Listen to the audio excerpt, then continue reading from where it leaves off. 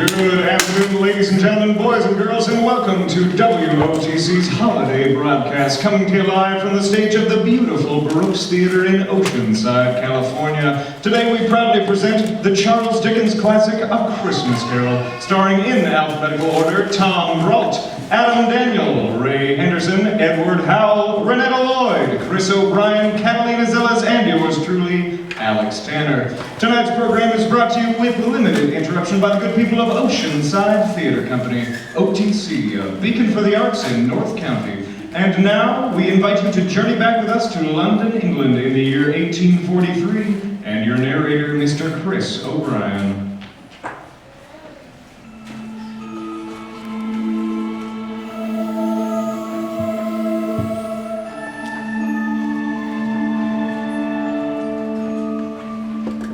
Once upon a time, of all the good days of the year, on Christmas Eve, old Ebenezer Scrooge sat busy within the offices of the firm of Scrooge and Marley.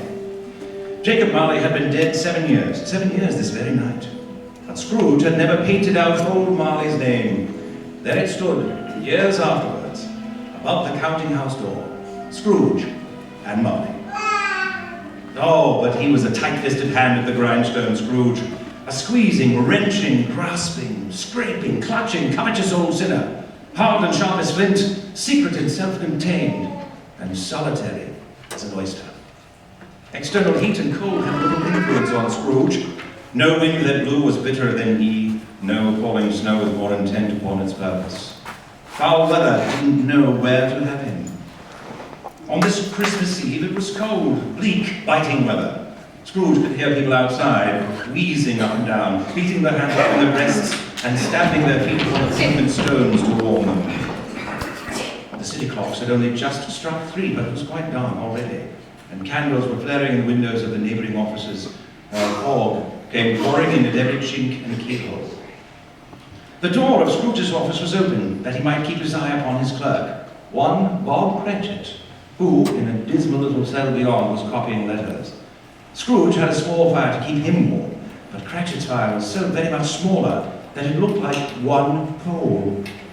Still, he couldn't replenish it, for Scrooge kept the coal box in his own room, and Cratchit knew that to ask for more coal would surely result in his dismissal.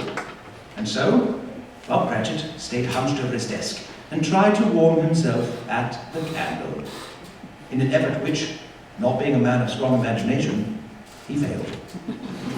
Into this dreary scene rather suddenly entered Scrooge's nephew, Fred. So heated was he with rapid walking in the fog and frost, that he was all in a glow, his eyes sparkling, and his voice cheerful. A Merry Christmas, Uncle. God save you. Bah, humbug. Christmas, a humbug, Uncle. You don't mean that, I'm sure. I do. Merry Christmas. What reason have you to be merry? You're poor enough. Come then, what right have you to be dismal? You're rich enough. Bah, humbug. Don't be cross, Uncle. What else can I be when I live in such a world of fools as this? Merry Christmas. What's Christmas time to you? It's time for paying bills without money. A time for finding yourself a year older but not an hour richer.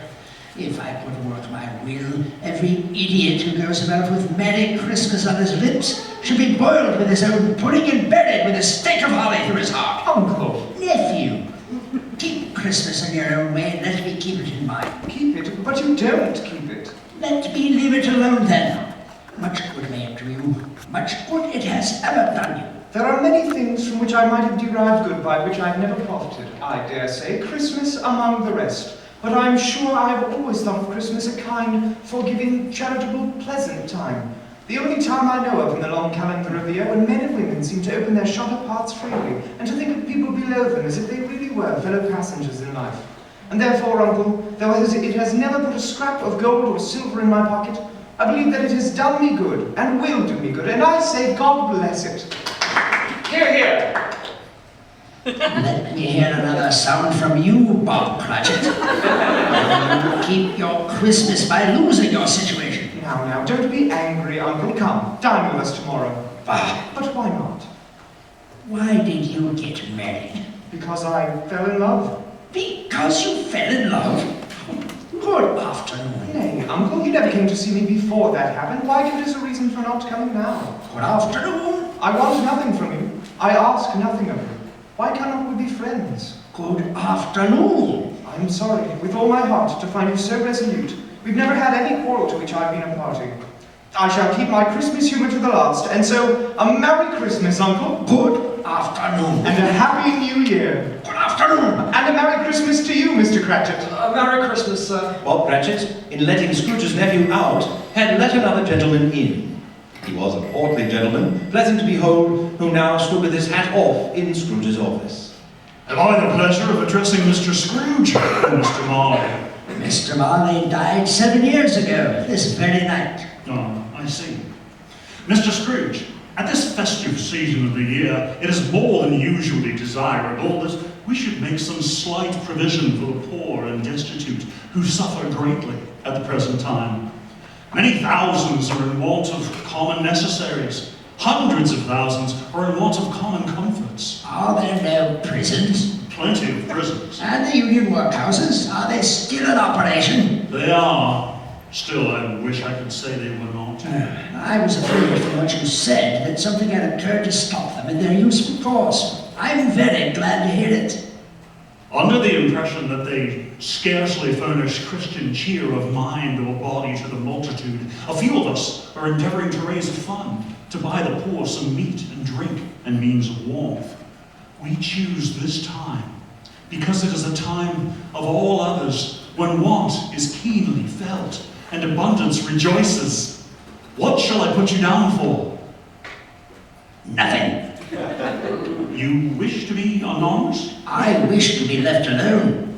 Since you ask me what I wish, that is my answer. I don't make merry myself at Christmas, and I can't afford to make idle people merry. I help to support the establishments I've mentioned, and those who are badly off must go there. Many can't go there, and many would rather die. If they would rather die, they'd better do it and decrease the surplus population. Good afternoon. Seeing clearly that it would be useless to pursue his point, the gentleman withdrew. Scrooge retrieved his overcoat and made ready to leave for the day. Cratchit, following his superior's example, did likewise. You want all day tomorrow, I suppose? If quite convenient, sir. It is not convenient, and it's not fair. If I was to stop half a crown for it, you'd think yourself ill-used, I'll be bound. And yet you don't think me ill-used when I pay a day's wages for no work. It's only once a year, sir. A poor excuse for picking a man's pocket every 25th of December. But I suppose you must have the whole day. Very well. Be here all the earlier the next morning. Yes, Mr. Scrooge. And thank you, sir. Scrooge walked out with a growl. The office was closed in a twinkling, and Bob Cratchit ran home to Camden Town. Scrooge took his melancholy dinner in his usual melancholy tavern, and made his way home. The yard was so dark that Scrooge, who knew its every stone, had to grope with his hands to find his way to his door. Now, it is a fact that there was nothing at all particular about the knocker on the door, except that it was very large.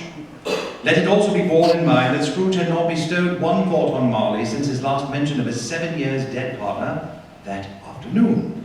And then let any man explain, if he can, how it happened that Scrooge, having his key in the lock of the door, saw in the knocker Marley's face.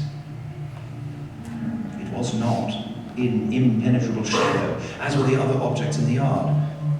It had a dismal light about it, and its livid colour made it horrible. But its horror seemed to be in spite of the face and beyond its control, rather than part of its own expression. As Scrooge stared at this phenomenon, it was, suddenly, a knocker again. To say that he was not startled would be untrue, but he put the key into the lock, turned it sturdily, walked in, and lighted his candle. He did pause on the other side of the door before he shut it, as if he half expected to be terrified at the sight of Marley's pigtails sticking out into the hall. But there was nothing on the back of the door except the screws and nuts that held the knocker in place. So he closed it with a bang and walked up the stairs. Before he shut his heavy bedroom door, Scrooge walked through his rooms to see that all was right. He had just enough recollection of the face to desire to do that. Quite satisfied, he closed his door and double-locked himself in, which was not his custom. Thus secured against surprise, he took off his cravat put on his dressing gown, slippers, and his nightcap, and sat down before the fire to take his gruel. As he threw his head back in the chair, his glance happened to rest upon a disused bell that hung in the room and communicated for some purpose, now forgotten, with a chamber in the highest story of the building. It was with great astonishment and with a strange, inexplicable dread that as he looked, he saw this bell began to swing. It swung so softly in the outset that it scarcely made a sound. But soon it rang out loudly, and so did every other bell in the house. This might have lasted half a minute or a minute, but it seemed an hour. The bells ceased as they had begun together. They were succeeded by a clanking noise deep down below, as if some person were dragging a heavy chain over the casks in the wine merchant's cellar. Scrooge then remembered to have heard that ghosts in haunted houses were described as dragging chains. The cellar door flew open with a booming sound. Then he heard the noise much louder on the floors below. Then coming up the stairs. Then coming straight towards his door. It's humbug still. I won't believe it. His colour changed, though, when, without a pause, it came through the heavy door and passed into the room before his eyes. The same face, the very same. Marley in his pigtail, usual waistcoat, tights, and boots. The chain he drew was clasped about his middle. It was wound about him like a tail, and it was made, Scrooge observed it closely, of cash boxes, keys, padlocks, ledgers, deeds, and heavy purses wrought in steel. His body was transparent, so that Scrooge, observing him and looking through his waistcoat, could see the two buttons on his coat behind. How now? What do you want with me? Much. Who are you? Ask me who I was. Who were you then? In life I was your partner, Jacob Marley. You don't believe in me. I do not. What evidence would you have of my reality? Why do you doubt your senses? Because a little thing affects them. A slight disorder of the stomach makes them cheat. You may be an undigested bit of beef, a blot of mustard, a crumb of cheese, a fragment of an underdone potato. There's more of gravy than of grave about you, whatever you are. Humbug! I tell you, humbug! Mercy! Dreadful apparition, why do you trouble me? Man of the worldly mind, do you believe in me or not? I do, I must. But why do spirits walk the earth? And why do they come to me? It is required that the spirit within every man should walk among his fellow men and travel far and wide. And if that spirit goes not forth in life, it is condemned to do so after death. It is doomed to wander through the world. You are fettered. Tell me why. I wear the chain I forged in life. I made it link by link and yard by yard, and of my own free will I wore it. Is its pattern strange to you? Or would you know the weight and length of the strong coil you bear yourself? It was full, as heavy, and as long as this 7 Christmas Eves ago. You have labored on it since. It is a ponderous chain. Jacob. Oh, Jacob Marley, tell me more. Speak comfort to me, Jacob. I have none to give. It comes from other regions, Ebenezer Scrooge, and is conveyed by other ministers to other kinds of men. Very little more is all permitted to me. I cannot rest, I cannot stay, I cannot linger anywhere. Weary journeys lie before me. You must have been very slow about it, Jacob. Slow? I was 7 years dead and traveling all the time. The whole time. No rest, no peace. Incessant torture of remorse. You travel fast. On the wings of the wind.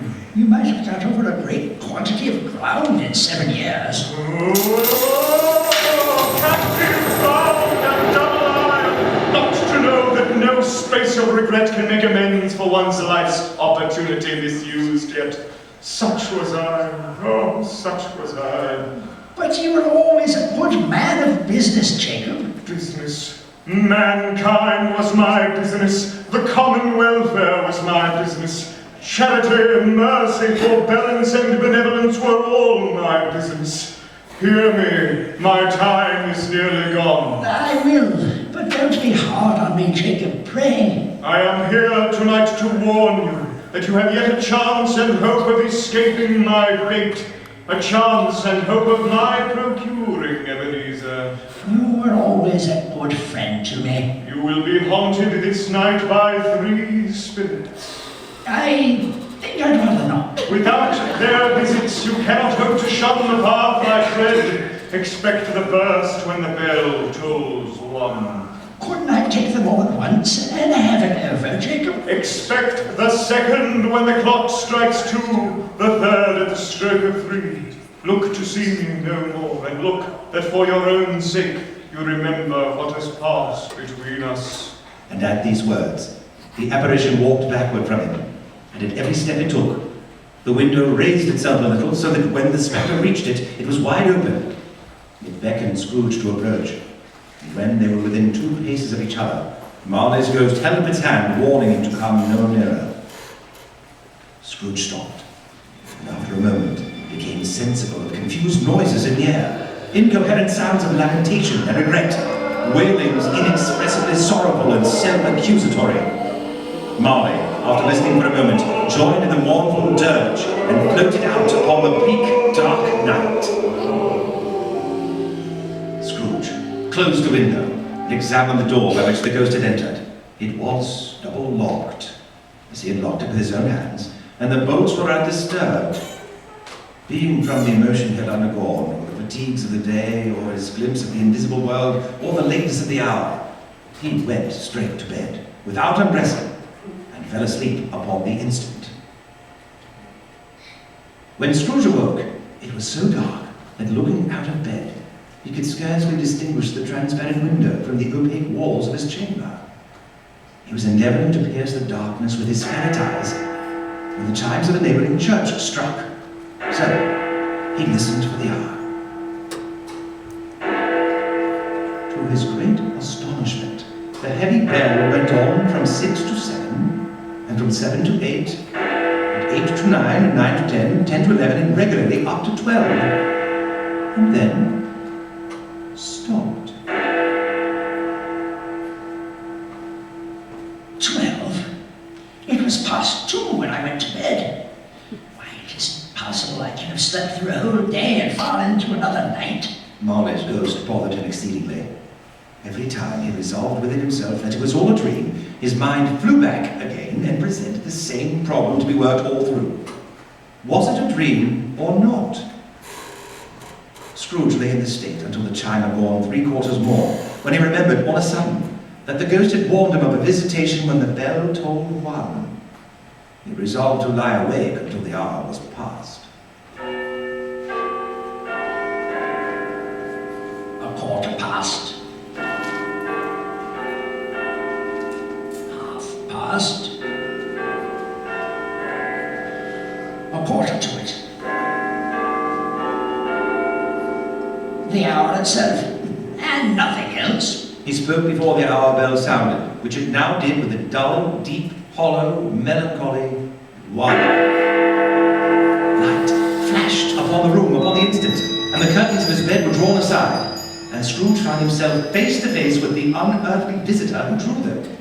It was a strange figure, like a child, viewed through some supernatural medium, which gave it the appearance of having receded from the view and being diminished to a child's proportions. Its hair, which hung about its neck and down its back, was white as if with age, and yet the face had not a wrinkle in it, and the tenderest bloom was on the skin. It wore a tunic of the purest white, and round its waist was bound a lustrous belt, the sheen of which was beautiful. It held a branch of fresh green holly in its hand, and its dress was trimmed with summer flowers. But the strangest thing about it was that from the crown of its head there sprung a bright clear jet of light, by which all of this was visible. Are you the spirit whose coming was foretold to me? I am. Who and what are you? I am the ghost of Christmas Past. Long past? No, your past. What business brings you here? Your welfare. Your reclamation. Take heed. Rise and walk with me. As it spoke, the spirit put out its strong hand and clasped Scrooge gently by the arm. The grasp, though gentle as a woman's hand, was not to be resisted. He rose, but finding that the spirit made towards the window, clasped his robe in supplication.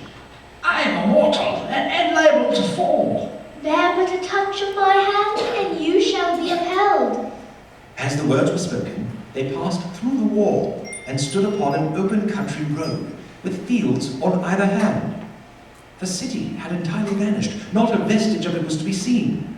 The darkness and the mist had vanished with it, for it was a clear, cold, wintry day with snow upon the ground.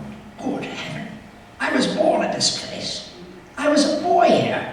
You recollect the way? Remember it. I could walk it blindfold. Strange to have forgotten it for so many years. Let us go on. They walked along the road, Scrooge recognizing every gate and post and tree, until a little market town appeared in the distance, with its bridge, its church, and winding river. Some shaggy ponies now were seen trotting towards them with boys upon their backs, who called to other boys in country carts, driven by farmers. All these boys were in great spirits and shouted to each other, until the broad field was so full of merry music that the crisp air laughed to hear it. I know those boys. There's Pence and Marquand and James and Fencing. All my old schoolmates. The school is not quite deserted. A solitary child, neglected by his friends, is left there still. Yes, I know. They left the high road by a well-remembered lane, and soon approached a mansion of dull red brick, with a little weathercock surmounted cupola on the roof. It was a large house, but one of broken fortunes, for the spacious offices were little used. Entering the dreary hall and glancing through the open doors of many rooms, they found them poorly furnished, cold and vast. There was an earthy savour in the air, a chilly bareness in the place, which associated itself somehow with too much getting up by candlelight, and not too much to eat. They went, the ghost and Scrooge, across the hall, to a door at the back of the house. It opened before them and disclosed a long, bare, melancholy room, made barer still by lines of plain deal forms and desks. At one of these, a lonely boy was reading near a feeble fire. The spirit touched Scrooge on the arm and pointed to his younger self, intent upon his reading. Scrooge sat down upon a form and wept to see his poor forgotten self as he used to be. Poor boy. I wish... What is the matter? Nothing. Nothing. There was a boy singing a Christmas carol at my door last night. I should have liked to have given him something, that's all. Let us see another Christmas. The ghost waved its hand, and Scrooge watched his former self grow larger, and the room became a little darker and more dirty. The panels shrunk, the windows cracked, fragments of plaster fell out of the ceiling. And there his younger self was, alone again, when all the other boys had gone home for the jolly holidays. He was not reading now, but walking up and down, despairingly. Scrooge looked at the ghost, and with a mournful shaking of his head, glanced anxiously towards the door. It opened, and a little girl, much younger than the boy, came darting in. Brother, dear brother, I have come to bring you home, dear brother, to bring you home, home, home. Home, little friend? Yes, home for good and all, home forever and ever. Father is so much kinder than he used to be, that home's like heaven. He spoke so gently to me one dear night when I was going to bed that I was not afraid to ask him once more if he might come home, and he said yes, you should, and sent me in a coach to bring you, and you're to be a man, and are never to come back here. But first, we are to be together all the Christmas long and have the merriest time in all the world. You are quite a woman, little fan. Come, let us go now. Always a delicate creature, but she had a large heart. So she had.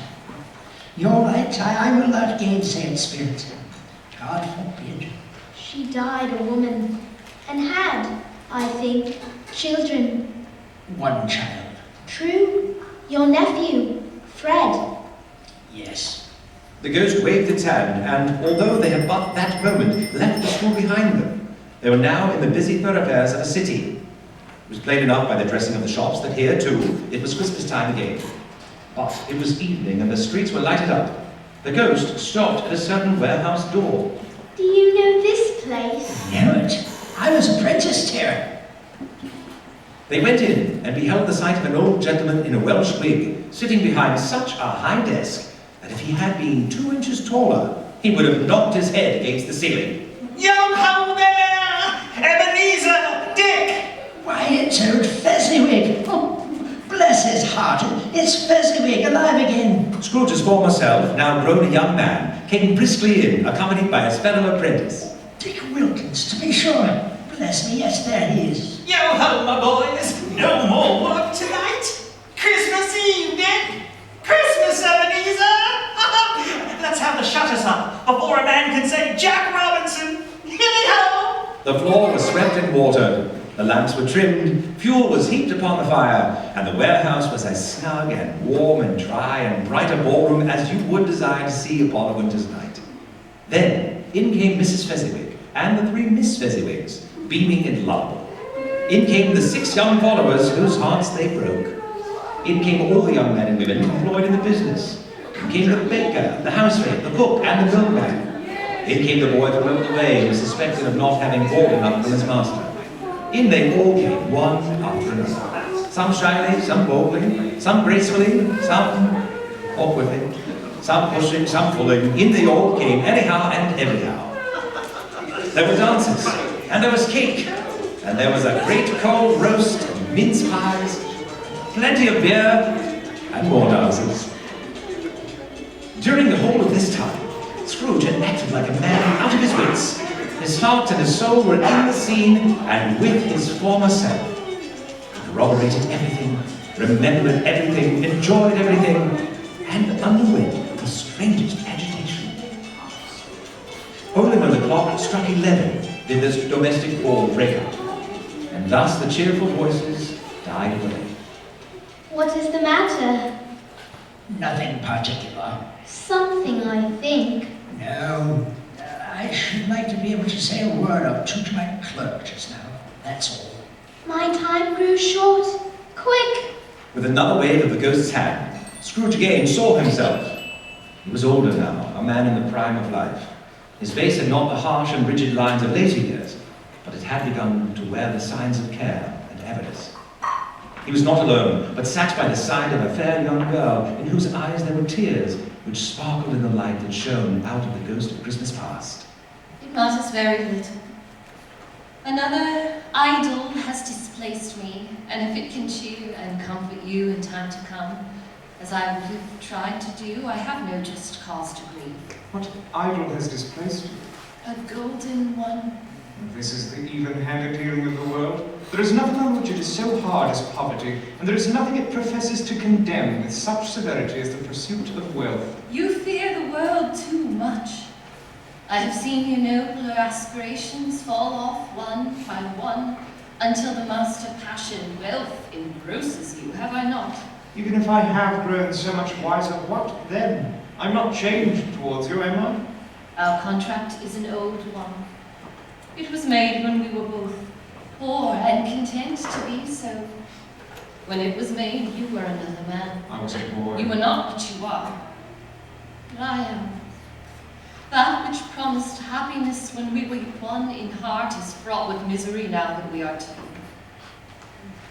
How often I have thought of this, I will not say. It is enough that I have thought of it and can release you. Have I ever sought release? In words? No, never. In what, then? In a changed nature, in an altered spirit, in everything that made my love of any worth or value in your sight. Tell me, if this had never been between us, would you seek me out and try to win me now? You think not? I would gladly think otherwise if I could. But if you were free today, tomorrow, yesterday, can even I believe that you would choose a dowerless girl? You who, in your very confidence with her, weigh everything by gain.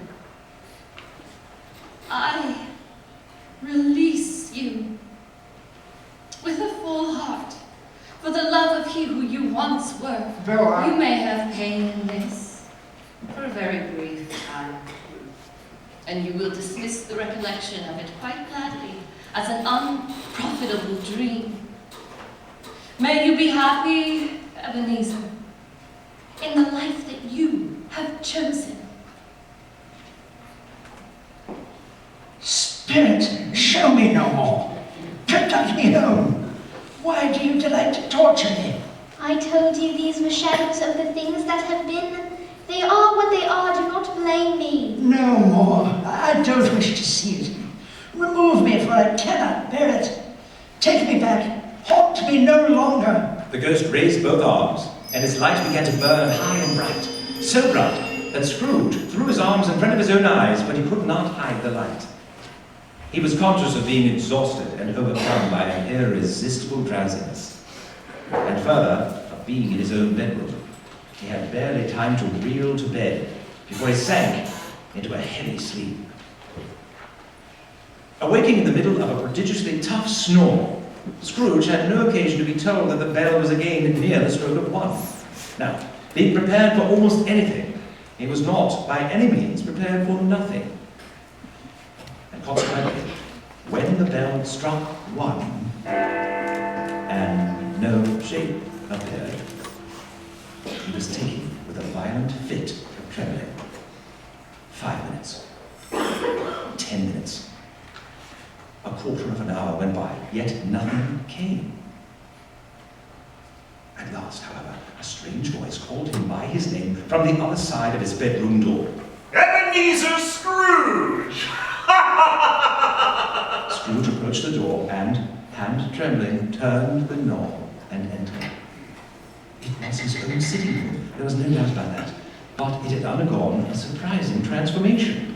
The walls and ceiling were so hung with living green that it looked a perfect grove, from every part of which bright gleaming berries glistened. The crisp leaves of holly, mistletoe, and ivy reflected back the light as if so many little mirrors had been scattered there, and a mighty blaze went roaring up the chimney. Heaped up on the floor to form a kind of throne were turkeys, geese, game, poultry, great joints of meat, mince pies, plum puddings, red-hot chestnuts, cherry-cheeked apples, juicy oranges, luscious pears, and seething bowls of punch. In an easy state upon this couch, there sat a jolly giant, glorious to see, who bore a glowing torch in which he held his high up to shed its light on Scrooge as he came peeping round the door. Come in. Come in and know me better, man. You are the second of the 3 spirits that were foretold. I am the ghost of Christmas present. Look upon me. You've never seen the likes of me before. No, never. Have never walked forth with younger members of my family, meaning, for I am very young, my elder brothers, born in these later years. I am afraid I have not. Have you had many brothers, Spirit? More than 1,800. A tremendous family to provide for. Spirit, conduct me where you will. I went forth last night on compulsion, and I learned a lesson which is working now. Tonight, if you have aught to teach me, let me profit by it. Touch my robe. Scrooge did as he was told, and held it fast. And they stood in the city streets on Christmas morning. The house fronts looked black enough, contrasting with the smooth white sheet of snow upon the roofs, and with the dirtier snow upon the ground. The sky was gloomy, and the shorter streets were choked up with a dingy mist, as if all the chimneys in Great Britain had caught fire and were blazing away to their dear heart's content. There was nothing very cheerful in the climate or the town, and yet there was an air of cheerfulness that the brightest summer sun might have endeavoured to diffuse in vain. For the people were jovial and full of glee, calling out to one another from the parapets. Soon the steeples called good people all to church and chapel, and away they came, flocking through streets in their best clothes and with the gayest faces. And at the same time, there emerged from scores of by-streets, lanes and nameless turnings, innumerable people carrying their dinners to the bakers' shops. The sight of these poor revellers appeared to interest the spirit very much, for he stood with Scrooge beside him in a baker's doorway, and once or twice, when there were angry words between some dinner carriers who would jostle each other, No, you watch your step. he shed a few drops of water on them from his torch, and their good humour was restored directly. Well, it is Christmas after all. All right then. Well, let me buy you a drink. For they said it was a shame to quarrel on Christmas Day, and so it was. Is there a peculiar flavour in what you sprinkled from your torch? There is. My own. Would it apply to any kind of dinner on this day? To any kindly given. To a poor one most. Why to a poor one most? Because it needs it most. They went on, invisible as they had been before, into the suburbs of the town, and the spirit led him straight to Scrooge's clerks. And on the threshold of the door, the spirit smiled and stopped to bless Bob Cratchit's dwelling with the sprinkling of his torch. They passed through the solid door, a thing Scrooge no longer found startling, and into the Cratchit home. Seated at the dining table was Mrs. Cratchit, dressed in a twice-turned gown, and young Belinda Cratchit and Master Peter Cratchit. Bob Cratchit sat at the head of the table, his wife at his left hand. And how did little Tim behave with you today? As good as gold, and better. Somehow, he gets thoughtful sitting by himself so much, and thinks the strangest things you ever heard. He told me, coming home, that he hoped the people saw him in the church because he was a cripple, and it might be pleasant to them to remember upon Christmas Day who made lame beggars walk, and blind men see. Ah, here he comes. Scrooge watched as in came Tiny Tim, escorted by his brother and sister, who helped him settle into his chair at the table. Alas, for Tiny Tim, he bore a little crutch, and had his limbs supported by an iron frame. Bob Cratchit watched his frail young son settle at the table, and then raised his glass. To Mr. Scrooge. I'll give you Mr. Scrooge, the founder of the feast. The founder of the feast, indeed. I wish I had him here. I'd give him a piece of my mind to feast upon, and I hope he'd have a good appetite for it. My dear, the children. Christmas Day. It should be Christmas Day, I am sure, on which one drinks the health of such an odious, stingy, unfeeling man as Mr. Scrooge. You know he is, Robert. Nobody knows it better than you do, poor fellow. My dear, Christmas Day. I'll drink to his health for your sake and the day's, not for his. Long life to him, a Merry Christmas and a Happy New Year. He'll be very merry and very happy, I have no doubt. A Merry Christmas to us all, my dears. God bless us. God bless us, everyone. God bless us, everyone.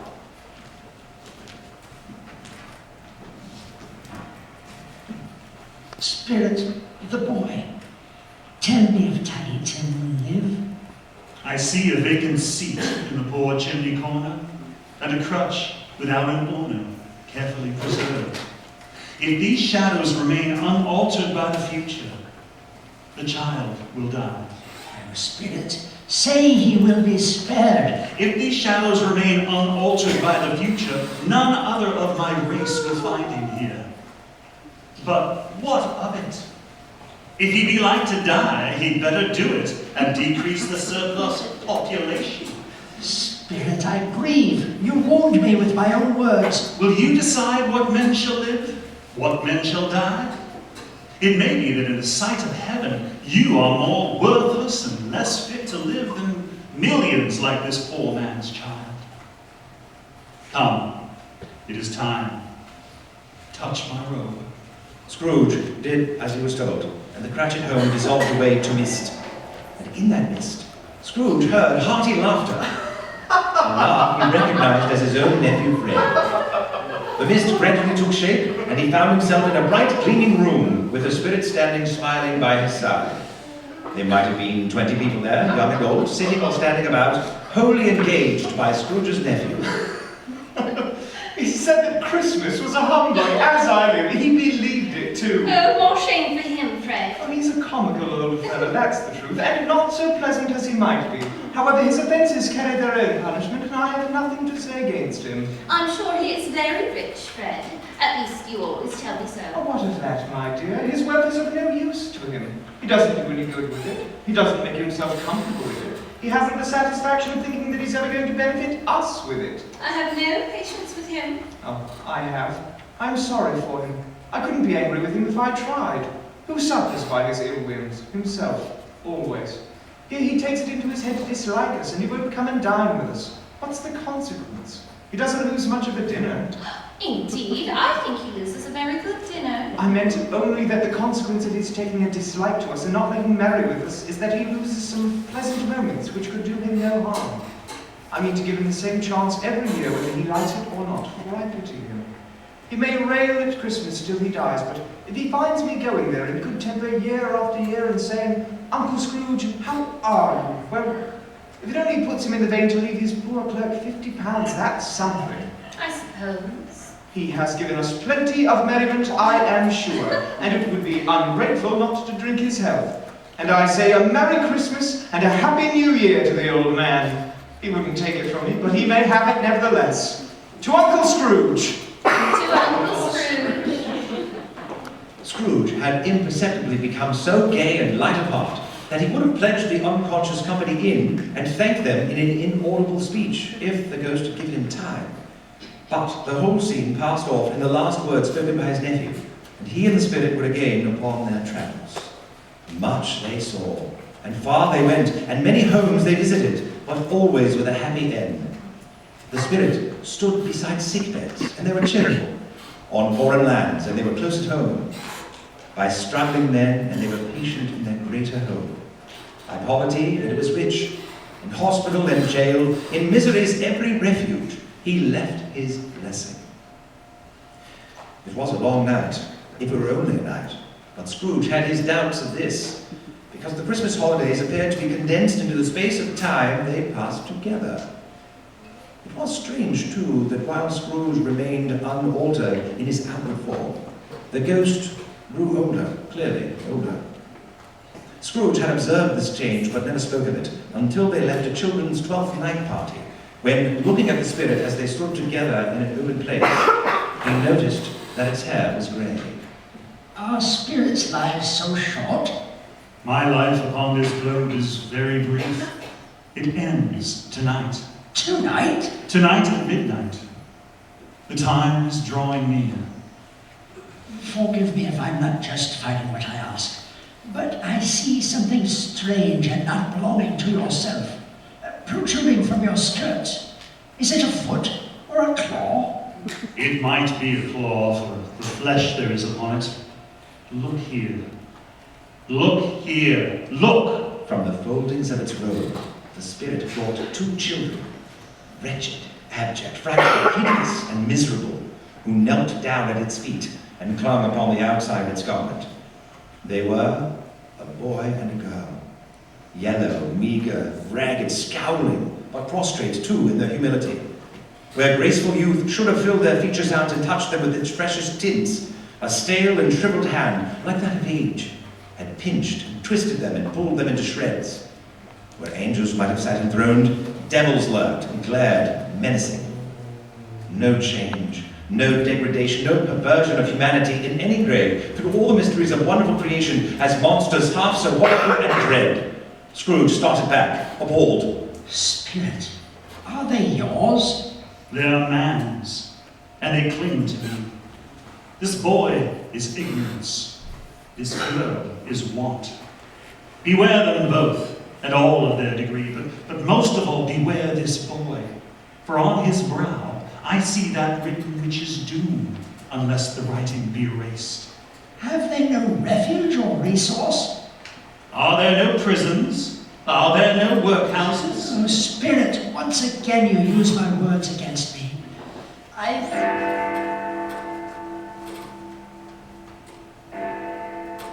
The bell struck midnight, and Scrooge looked about him for the ghost, and saw not.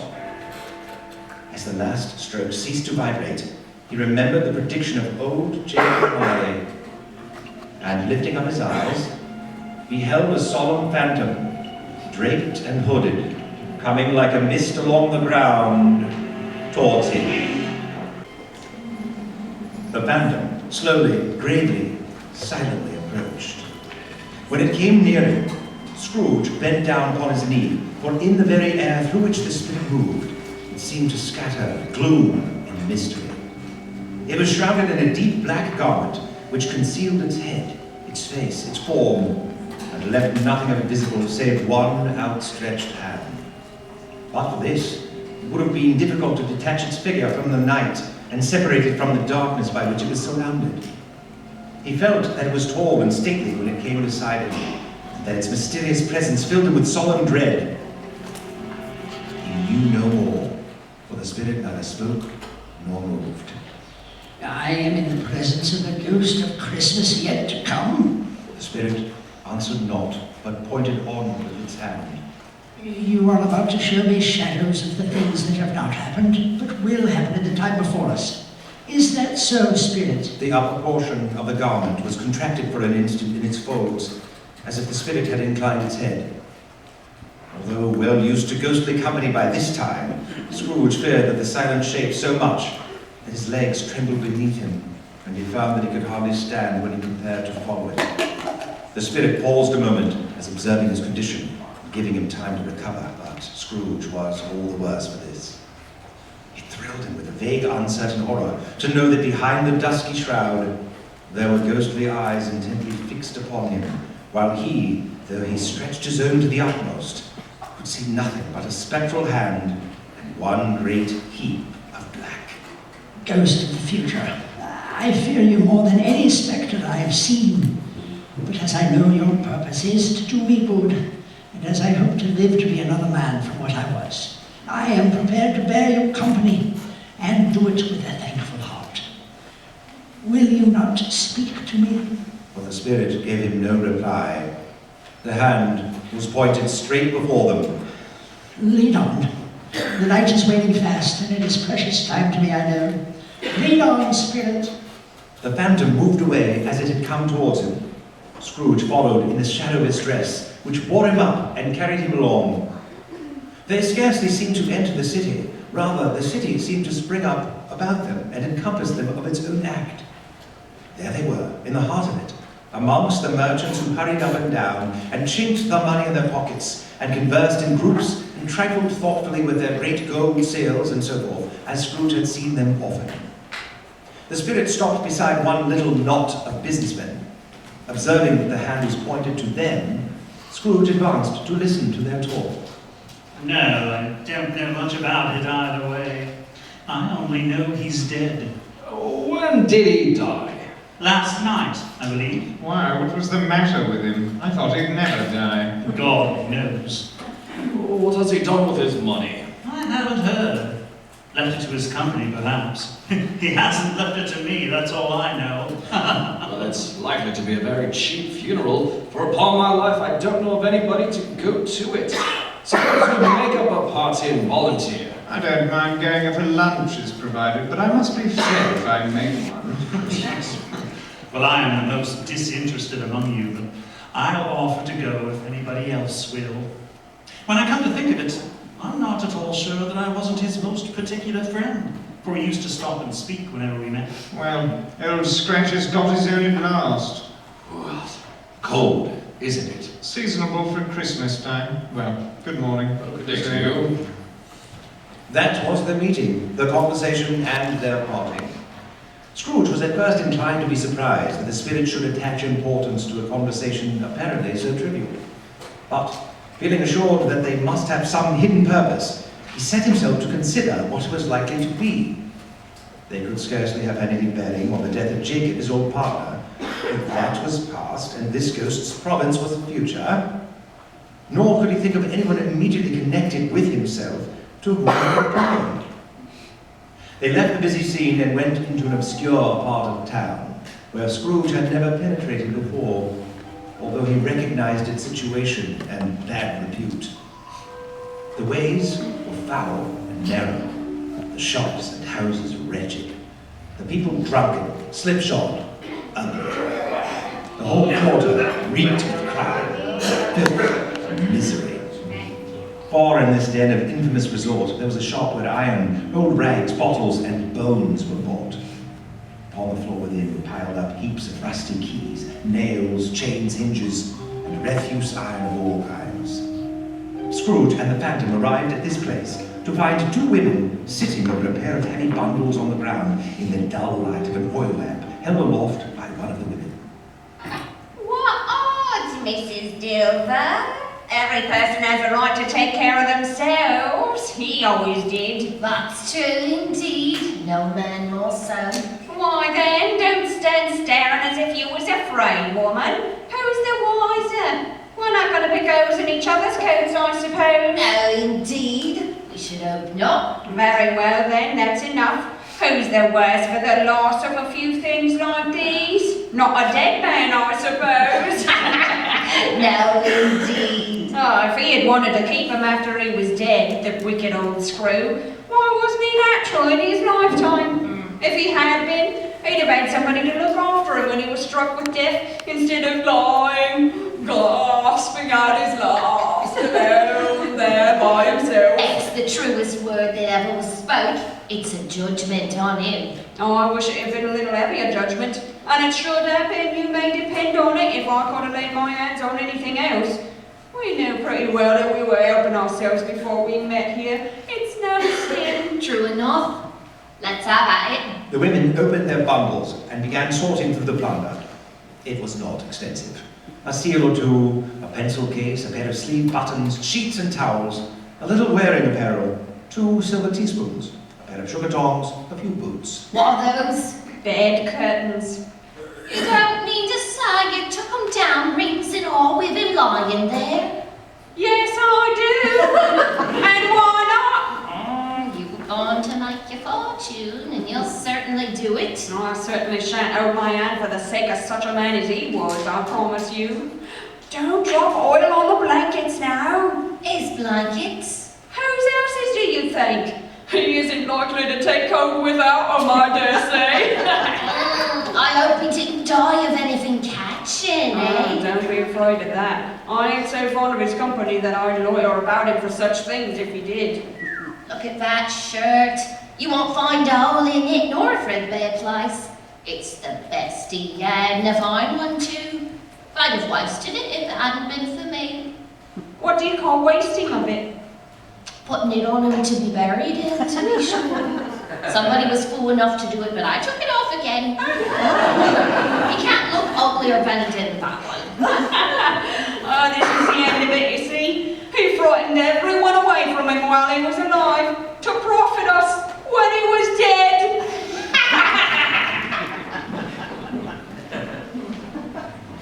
Spirit, I see, I see. The case of this unhappy man might be my own. My life tends that way now.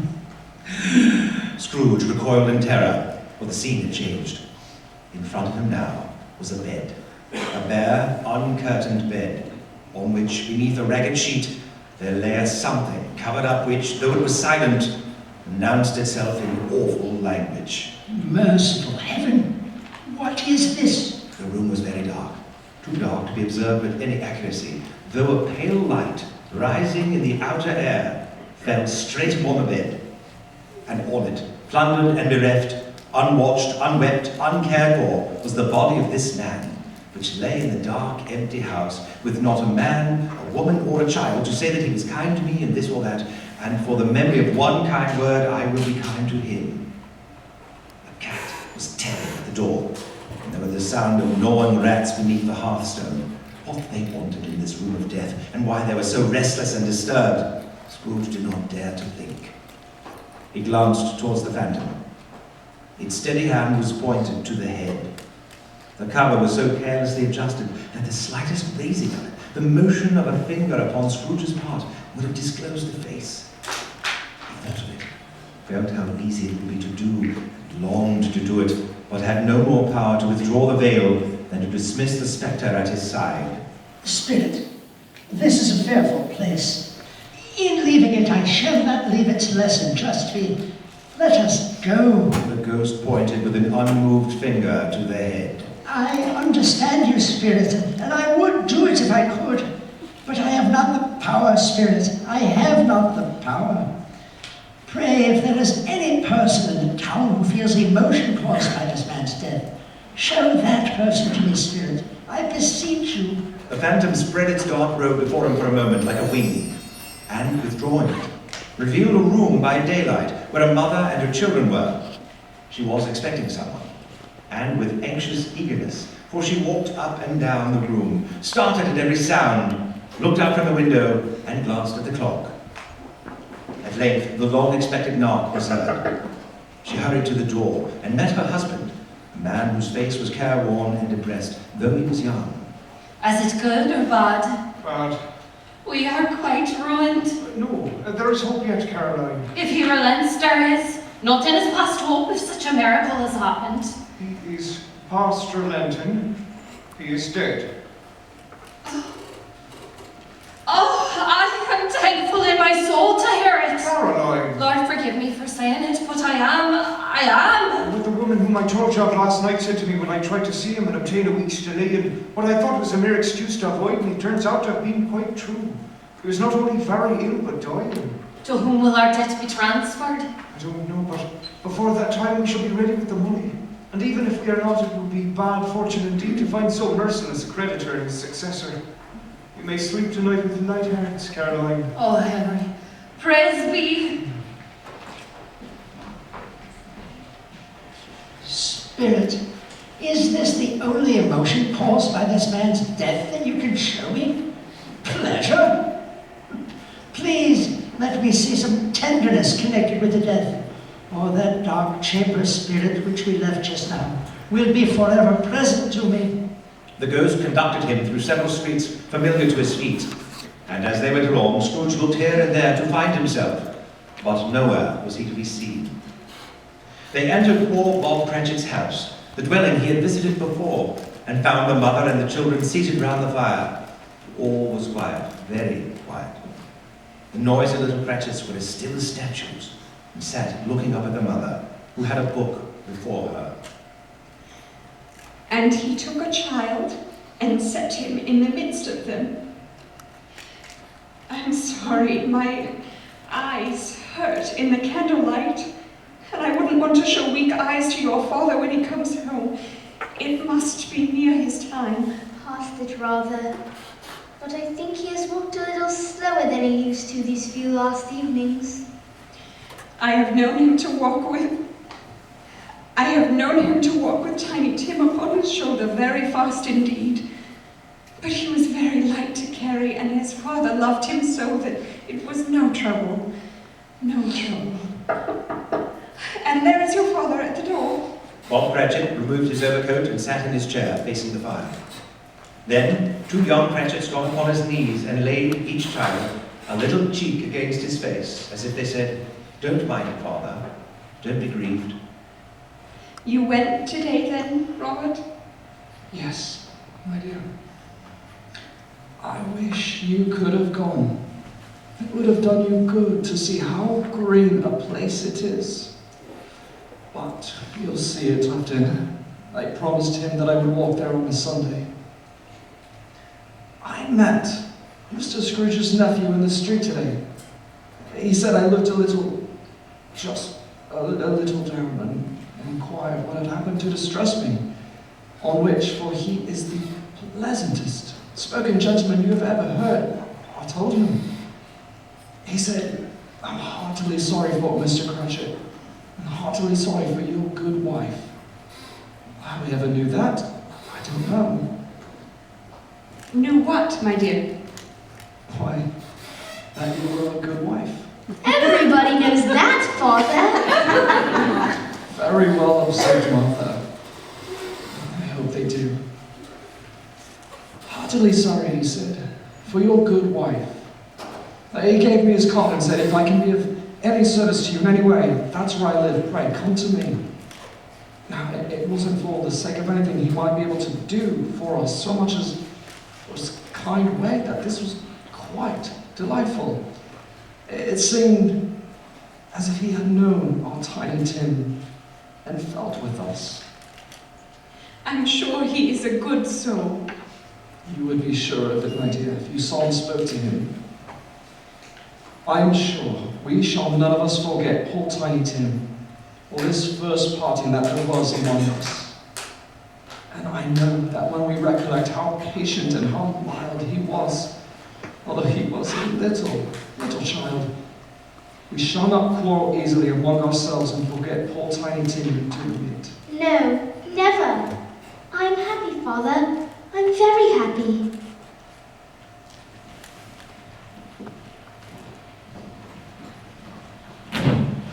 Spectre, something informs me that our parting moment is at hand. I know it, but I know not how. Tell me what man that was whom we saw lying dead. In an instant, the spirit conveyed him, as before, into the resorts of businessmen. This court through which we hurried now is where my place of occupation is, and has been for a length of time. I see the house. Let me behold what I shall be in days to come. The spirit stopped. The hand was pointed elsewhere. But the house is yonder. Why do you point away? The inexorable finger underwent no change. Scrooge joined the spirit once again, and wondering why and whither he had gone, accompanied it until they reached the iron gate of a churchyard. Here then, the wretched man whose name he had now to learn lay underneath the ground. The spirit stood among the graves and pointed down to one. Scrooge advanced towards it, trembling. Before I draw nearer to that stone to which you point, answer me one question. Are these the shadows of the things that will be, or are they shadows of things that may be only? Men's courses will foreshadow certain ends, to which if persevered in they must lead. But if the courses be departed from, the ends will change. Say it is thus with what you show me. But the spirit was immovable as ever. Scrooge crept towards it, trembling as he went, and, following the finger, read upon the stone of the neglected grave his own name, Ebenezer Scrooge. Am I that man who lay upon the bed? No, spirit, no, no. Oh, spirit, hear me. I am not the man I was. I will not be the man I must have been, but for this intercourse. Why show me this time past all hope? For the first time, the spirit's hand appeared to shake. Scrooge reached out and took its hold. Good spirit, your nature intercedes for me and pities me. Assure me that I yet may change these shadows you have shown me by an altered life. I will honor Christmas in my heart and try to keep it all the year. I will live in the past, the present, and the future. The spirit of all three shall strive within me. I will not shut out the lessons that they teach. Oh, tell me I may sponge away the writing on this stone. In his agony, he gripped tight the spectral hand. It sought to free itself, but he was strong in his entreaty and detained it. The spirit, stronger yet, repulsed him. Holding up his hands in a last prayer to have his fate reversed, he saw an alteration in the phantom's hood and dress. It shrunk, collapsed, and dwindled down into a bedpost. Yes, and the bedpost was his own. The bed was his own, the room was his own. Best and happiest of all, the time before him was his own to make amends in. The spirit of all three shall strive within me. Oh, Jacob Marley, heaven in the Christmas time be praised for this. I say it on my knees, oh Jacob, on my knees. The curtains are not torn down. They're not torn down, rings and all. They are here. I am here. The shadow of things that would have been may be dispelled. They will be, I know they will. I don't know what to do. I'm as light as a feather. I'm as happy as an angel. I'm as merry as a schoolboy. I'm as giddy as a drunken man. A Merry Christmas to everybody. A Happy New Year to all the world. Hello, hello. Oh, there's the saucepan that the gruel was in. There's the door by which the ghost of Jacob Marley entered. There's the corner where the ghost of Christmas present sat. There's the window where I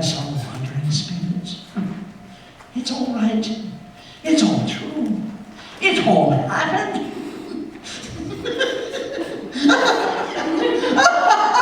Really, for a man who had been out of practice for so many years, it was a splendid laugh. A most illustrious laugh. The father of a long, long line of brilliant laughs. I don't know what day of the month it is. I don't know how long I've been among the spirits. I don't know anything. I'm quite a baby. Never mind, I don't care. I'd rather be a baby. Hello! Ooh, hello! He was checked in his transports by the churches, ringing out the lustiest peals he had ever heard. Running to the window, he opened it and put out his head. No fog, no mist. Clear, bright, jovial, stirring, cold, piping for the blood to dance to it. Golden sunlight, heavenly sky, sweet fresh air, merry bells. Oh, glorious, glorious! He called downward to a boy in Sunday clothes. What's today? Eh? What's today, my fine fellow? Today? Why, Christmas Day! It's Christmas Day. I haven't missed it. The spirits have done it all in one night. They can do anything they like. Hello, my fine fellow. Hello! Do you know the poulterers in the next street at the corner? I should hope I do. An intelligent boy, remarkable boy. Do you know whether they've served the prize turkey that was hanging up there? Not the little prize turkey, the big one. What, the one as big as me? What a delightful boy. It's a pleasure to talk to him. Yes, my buck. It's hanging there now. Is it? Well, go and buy it. Get No, one. I am in earnest. Go and buy it and tell them to bring it here, that I may give them the direction where to take it. Come back with the man and I'll give you a shilling. Come back with him in less than 5 minutes and I'll give you half a crown. I sent to Bob Cratchit. He shan't know who sent it. It's twice the size of Tiny Tim. The hand in which he wrote the address was not a steady one, but write it he did somehow, and went downstairs to open the street door, ready for the coming of the poulterer's man. As he stood there, waiting his arrival, the door knocker caught his eye. I shall love it as long as I live. I scarcely ever looked at it before. What an honest expression it has in its face. It's a wonderful knocker. Ah, here's the turkey. Hello, how are you? Merry Christmas.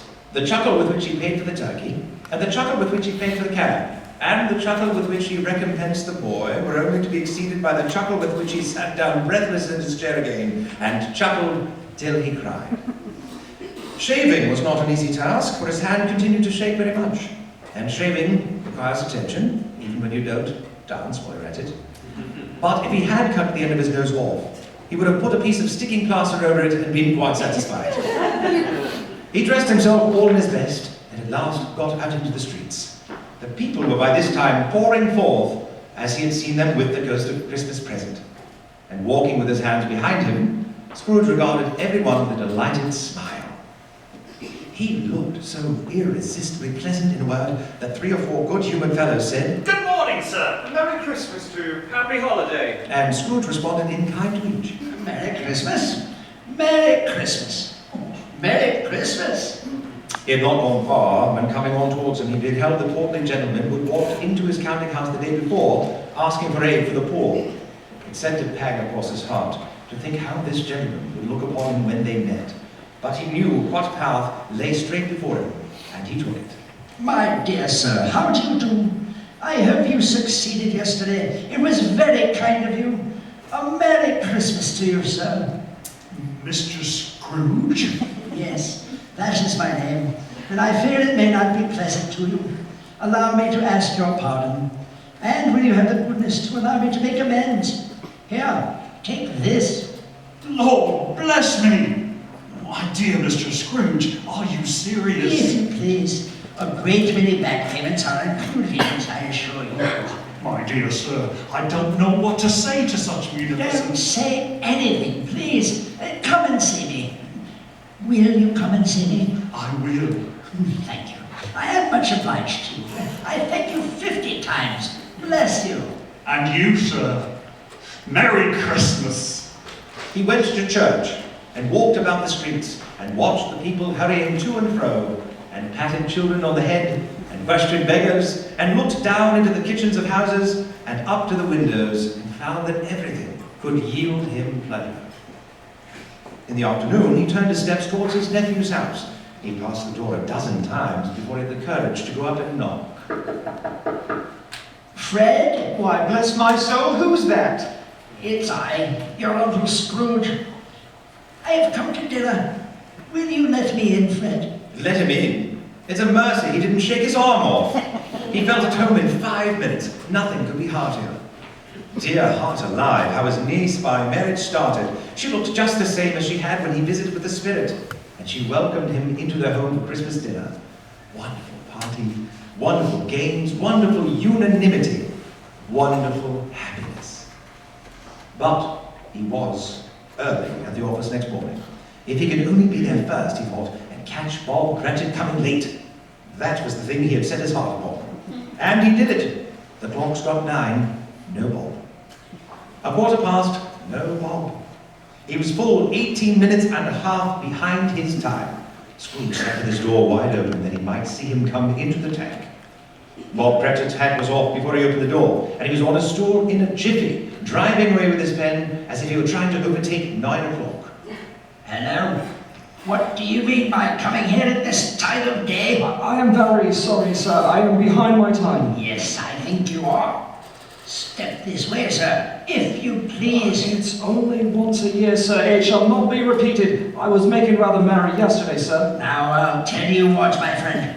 I am not going to stand this sort of thing any longer. And therefore, I'm about to raise your salary. Sir? Merry Christmas, Bob. A Merry Christmas, Bob, my good fellow, that I have given you for many a year. I'll raise your salary and endeavour to assist your struggling family. And we will discuss your affairs this very afternoon. Make up the fires. And buy another coal scuttle before you dot another line, Bob Cratchit. Yes, sir. Scrooge was better than his word. He did it all, and infinitely more. And to Tiny Tim, who did not die, he was a second father. He became as good a friend, as good a master, and as good a man as the good old city knew, or any other good old city, town, or borough in the good old world. Some people laughed to see the alteration in him, but he let them laugh, and little heeded them, for he was wise enough to know that nothing ever happened on this globe for good, and which some people did not have their fill of laughter at the outset. And knowing that such as these would be blind anyway, he thought it quite as well that they should wrinkle up their eyes and grins. His own heart laughed, and that was quite enough for him. He had no further intercourse with spirits, but lived upon the total abstinence principle ever afterwards. It was always said of him that he knew how to keep Christmas well, if any man alive possessed the knowledge. May that truly be said of us, and all of us. So, as Tiny Tim observed, God bless us, everyone.